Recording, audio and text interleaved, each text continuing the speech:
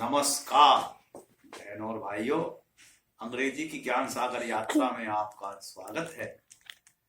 हमारी ये ज्ञान सागर की यात्रा टेंस बनाने में लगी हुई है और फ्यूचर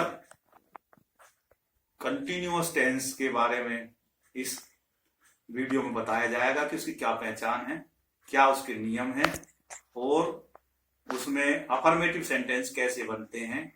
तो आप इस वीडियो को देखें और अपना ज्ञान को बढ़ाएं, अपने बच्चों का जीवन को संभालें, अपने बच्चों को कहें कि वो इस वीडियो को देखें, वो आप देखिएगा।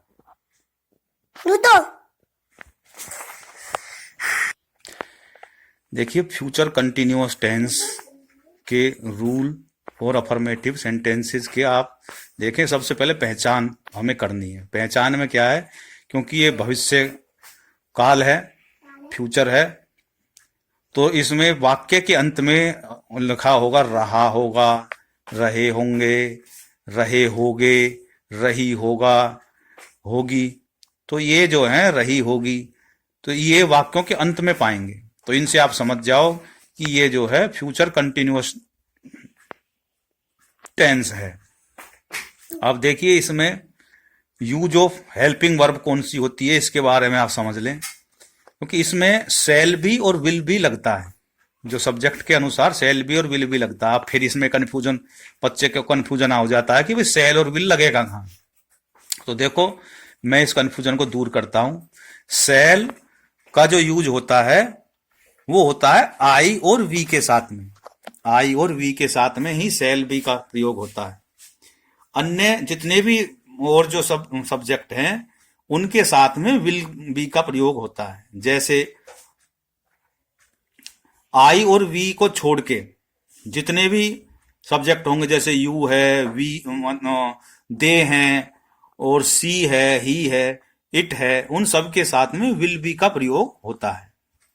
अब इसमें वर्ब की यूज ऑफ वर्ब कौन सी होती है, इसमें यूज ऑफ वर्ब की फर्स्ट फॉर्म के साथ में आईएनजी का प्रयोग होता है।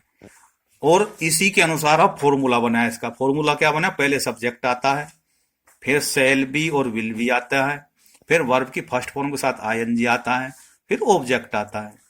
अब आप ध्यान से देख ले ये फॉर्मूले को, भाई पहले सब्जेक्ट और फिर शैल बी और विल बी। और मैंने शैल के बारे में बताया, शैल आई और वी के साथ में आता है, और ही, सी, इट आदि के साथ में, यू के साथ में विल बी का प्रयोग होगा। तो अब फटाफट जो है हम कुछ एग्जाम्पल देखते हैं। एग्जाम्पल है नंबर 1, मैं कल मुंबई जा रहा हूंगा। तो रहा हूंगा से ये समझ में आ गया कि ये जो है फ्यूचर कंटिन्यूअस टेंस है। तो इसमें सब्जेक्ट है मैं को बोलते हैं आई, और मैंने बताया था आई के साथ में शैल का प्रयोग होगा और फिर बी लगती है, इसमें शैल बी का प्रयोग होता है। I shall be going to Mumbai. और कल जाऊंगा, अब ये फ्यूचर की बात है तो इसका मतलब है कि कल का मतलब है आने वाला कल, तो उसके लिए टुमारो। अगला है, हम इस मास के अंत में परीक्षा दे रहे होंगे। क्योंकि अब आगे दिसंबर की एग्जाम होंगे फाइनल, तो हम इस मास के अंत में परीक्षा दे रहे होंगे। तो इसमें हम का प्रयोग हो रहा है। तो हम मैंने बताई थी आई और वी के सब्जेक्ट के साथ में शैल लगता है। तो इसमें हमको कहते हैं वी। तो we shall be taking examination. तो परीक्षा दे रहे होंगे का मतलब है टेकिंग एग्जामिनेशन। इस महीने के अंत में दे रहे होंगे, तो at the end of this month, at the end of this month. ये पूरा एक सेंटेंस बन गया, the end of the one month, एक जो है शब्द बना। तो आप देख रहे कि मतलब कितना कठिन लग रहा था ये, कि हम इस मास के अंत में कोई अरे यार ये के बने नहीं, बन जाएगा।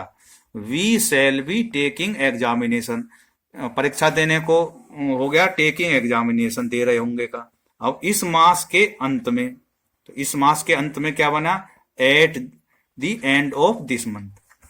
अगला, तुम दीपावली मना रहे होंगे। तो यू विल बी दीपावली से, you will be celebrating Deepavali. तो इसमें क्या है कि यू है, यू के साथ में विल भी हो गया, और मनाने को कहते हैं सेलिब्रेटिंग। सेलिब्रेट बोलते हैं तो आईएनजी जुड़ गया, सेलिब्रेटिंग। और क्या मना रहे होंगे? दीपावली, तो यहाँ दीपावली। वह अपने माता पिता की देखभाल कर रहा होगा, तो इसमें क्या सब्जेक्ट? ही के साथ में विल भी आ गया। फिर बताइए, हेल्पिंग वर्ब होती है ही विल भी। फिर आती है वर्ब की फर्स्ट फॉर्म के साथ आईएनजी, तो क्या है? देखभाल करने को लुकिंग आफ्टर। हिज, ये ऑब्जेक्ट हो गया, हिज पेरेंट, तो he will be looking after his parent.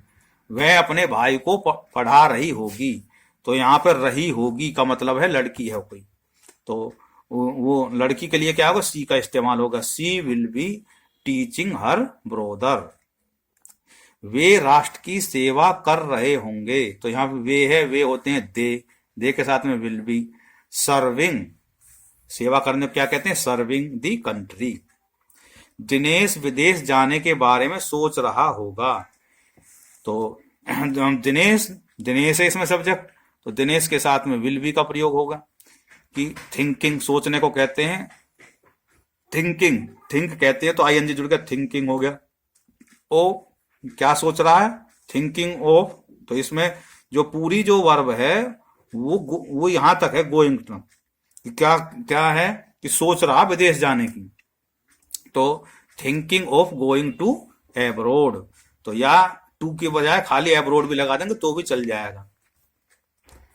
हम समाज कल्याण के कार्य कर रहे होंगे, हम समाज कल्याण के कार्य कर रहे होंगे, तो यहाँ पे वी है, तो वी के साथ में आई और वी के साथ में सेल लगते हैं, तो सेल बी का प्रयोग होगा, we shall be doing social welfare work. They, तो वे नियमित रूप से कार्य कर रहे होंगे, तो फिर यहाँ पे दे आएगा, तो दे जो है दे विल बी, दे के साथ में विल बी का प्रयोग होगा, क्योंकि आई और वी के साथ में ही सेल लगता है। दे विल बी वर्किंग, क्या कर देंगे? जो है रेगुलरली, तो वे नियमित रूप से काम कर रहे होंगे, तो वर्किंग रेगुलरली, कितना आसान है कि वे रेगुलरली काम कर रहे होंगे, वे अपना रेगुलरली। आप प्रधानमंत्री से मिलने की योजना बना रहे होंगे, तो आप है यू के साथ में विल लगेगा, यू विल बी प्लानिंग। योजना बनाने को क्या कहते हैं? प्लान करना, तो बना रहे होंगे का होगा प्लानिंग। क्या प्लान के लिए? प्रधानमंत्री से मिलने की, to see the prime minister. अब ये देखो एग्जाम्पल मैंने बताए हैं, और अब इन्हीं के अनुसार आपने अपने मनपसंद के कोई भी सेंटेंस चुनने हैं और वाक्य पहले लिखने हैं, इस तरीके से ही कोई भी, जैसे मैं जा रहा हूंगा, कर रहा हूंगा, मैं दिल्ली जा रहा हूँ, इस तरीके से। अब इनमें क्या क्या महत्वपूर्ण बातें आपको जो है याद रखनी है, मैं बार बार कह रहा हूं। सबसे पहले वाक्य को पहचानो कि भाई कौन सा टेंस है, हो सकता है कि वो पास्ट का हो, तो सबसे पहले पहचानना। तो पहचान में क्या, वाक्य के आखिरी में देखते हैं, जहां रहा होंगे, रहे होंगे आवे, तो समझ लो कि भैया वो जो है फ्यूचर कंटिन्यूअस का है। पहले पहचान लिया हमने वाक्य कौन सा है, फिर उसके बाद में सब्जेक्ट का स्वरूप पहचानना, सब्जेक्ट कौन सा है। इसमें आई और बी तो नहीं आएगा, अगर आई भी आए तो सेल का प्रयोग होगा। जब सब्जेक्ट हमने पहचान लिया तो उसके अनुसार ही सेल विल का चयन कर लेंगे। फिर वर्ब की फर्स्ट फॉर्म इसमें लगती है और उसमें लगेगी आईएनजी। तो सबसे पहले फिर वर्ब ढूंढने भी उसकी अंग्रेजी क्या है, कौन सी वर्ब प्रयोग होगी, और ये जो है आईएनजी उसमें लगा देनी है। उसके बाद में क्या आता है, ऑब्जेक्ट आता है। कि जैसे दिल्ली जाएंगे, जैसे मैं दिल्ली जा रहा हूंगा, तो उसमें क्या है, जा कहाँ जा रहा हूंगा, तो वो जा मतलब दिल्ली, दिल्ली ऑब्जेक्ट आ गया है। तो उसमें क्या, I shall be going to Delhi, तो टू दिल्ली क्या होगा, ऑब्जेक्ट हो गया। फिर है फॉर्मूला। जो फॉर्मूला जो होता है उसको आप कुछ करो या ना करो, 2 बार अपने कॉपी में बस खाली फॉर्मूला ही लिख लिया है। अगर फॉर्मूला आपको पता है तो आप कुछ भी कर दोगे, है फॉर्मूले तो ये बहुत बड़ी चीज है। तो आपको फॉर्मूला कॉपी में लिखना है, पन्ना पलटा भाई, आप एक एक टेंस के फॉर्मूला ही लिख लिया करो, तो फॉर्मूले याद रहेंगे तो आप समझ लो टेंस याद होगा। और कम से कम जिस भी टेंस पे आप काम करें तो 5 वाक्य तो आपको जरूर अभ्यास करने हैं। देखो बगैर अभ्यास के कुछ नहीं होता, आप कितना ही पढ़ लो थ्योरिकली, आप प्रैक्टिकल नहीं करोगे तो कैसे याद होगा? तो इसलिए बच्चे जो भी कंफ्यूज होते हैं वो इसलिए क्योंकि वो अभ्यास नहीं करते। तो देखिए इस प्रकार से आपने देखा फ्यूचर इन कंटिन्यूअस टेंस के बारे में आपने देखा, उसमें अफर्मेटिव सेंटेंस कैसे बनते हैं, क्या रूल है क्या। तो देखिए इस प्रकार से आपने ये जो करना है, और इस वीडियो को बहुत बहुत जो बार कई बार देखना है, एक बार में समझ में नहीं दोबारा देखना है। और देखो इसीलिए मैं वीडियो बना रहा हूं क्योंकि मैंने साधारण बिल्कुल सिंपल साधारण लैंग्वेज का इस्तेमाल करता हूं ताकि बच्चे के समझ में आए।